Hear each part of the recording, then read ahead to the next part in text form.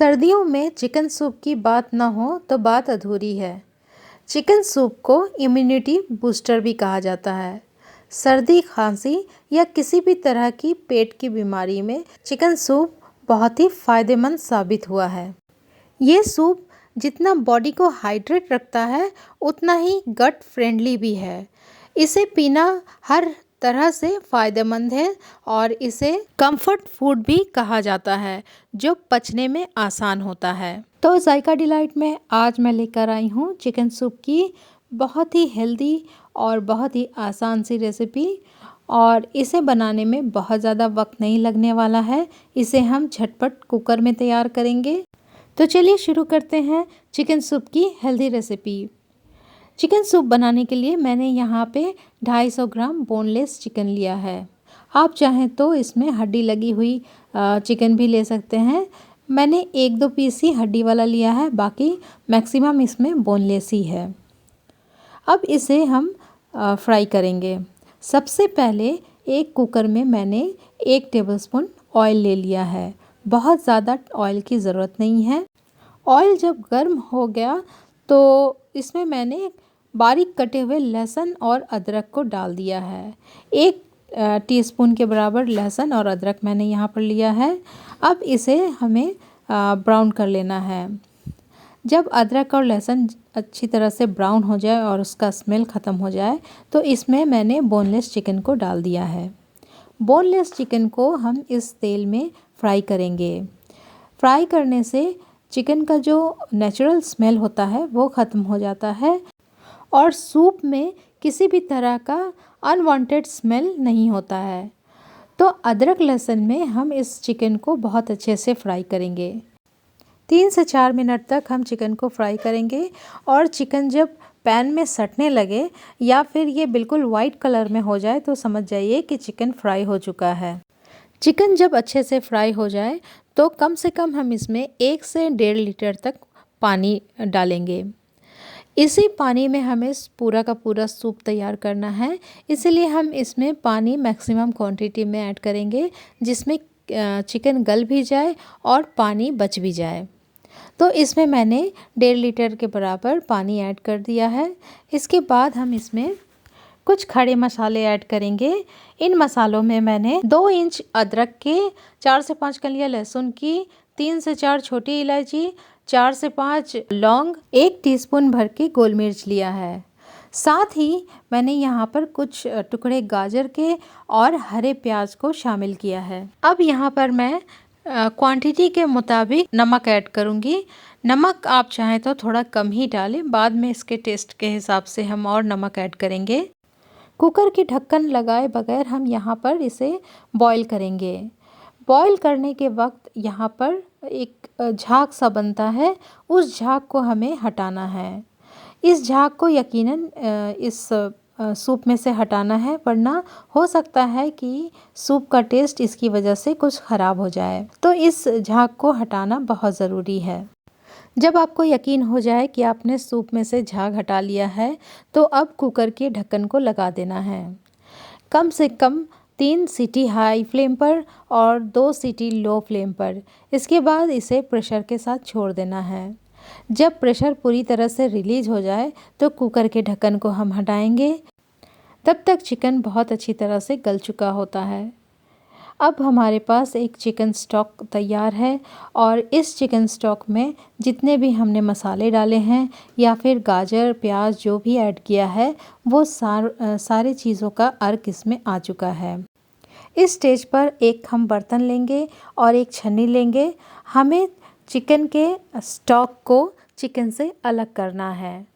तो हम इस छन्नी से चिकन के स्टॉक को छान लेंगे और जो भी हार्ड पार्ट है वो इस छन्ने में रह जाएगा। बाकी जो चिकन का स्टॉक है वो नीचे छन कर चला जाएगा। हमारे पास अच्छा खासा चिकन स्टॉक है। छन्ने में जो भी चिकन है और मसाले हैं उसे हम एक प्लेट में ट्रांसफ़र कर लेंगे। जो भी खड़े मसाले हैं और जो सब्जियां हैं उसे हम चिकन से अलग कर लेंगे। चिकन को हम एक अलग प्लेट में निकाल लेंगे और इसे श्रेड कर लेंगे। जब चिकन गर्म हो तभी इसे श्रेड करने का है, क्योंकि गर्म चिकन बहुत आसानी से टूट जाता है।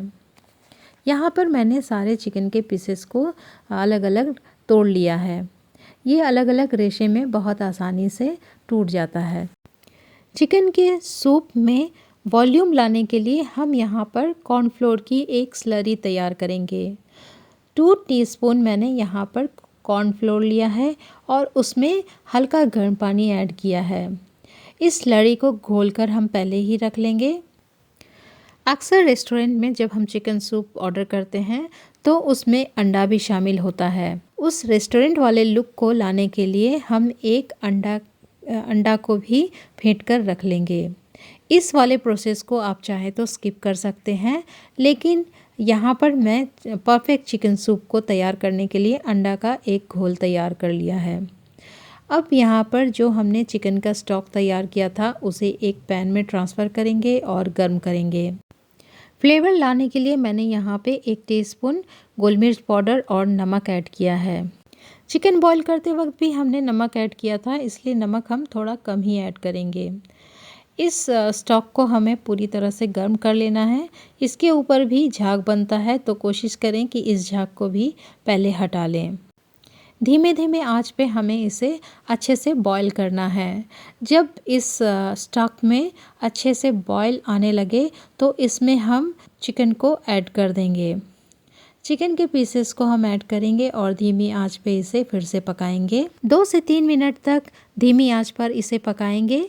रेस्टोरेंट वाला लुक और टेस्ट देने के लिए मैंने यहाँ पे 1 टेबलस्पून सोया सॉस और 1 tablespoon dark chilli sauce add किया है। टेस्ट बढ़ाने के लिए आप चाहें तो और भी अपने पसंद की सॉसेस इसमें ऐड कर सकते हैं। मैंने यहाँ पर बस 2 सॉसेस ही ऐड किए हैं।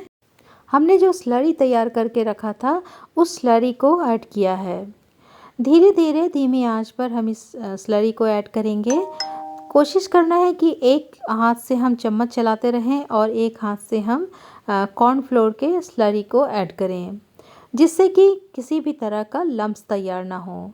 सारे स्लरी को मैंने इसमें डाल दिया है। उसके बाद मैंने इसमें हरी मिर्च शामिल किया है और कुछ हरे प्याज के पत्तों को भी शामिल किया है।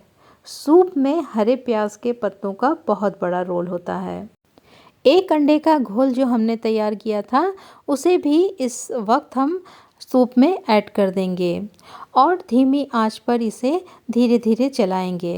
अंडा डालने के बाद जो लम्स तैयार होता है वो चिकन सूप को एक परफेक्ट लुक देता है।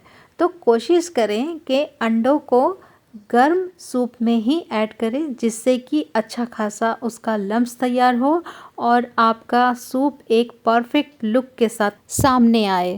टेस्ट बढ़ाने के लिए मैंने यहाँ पर आधे नींबू का रस निचोड़ा है।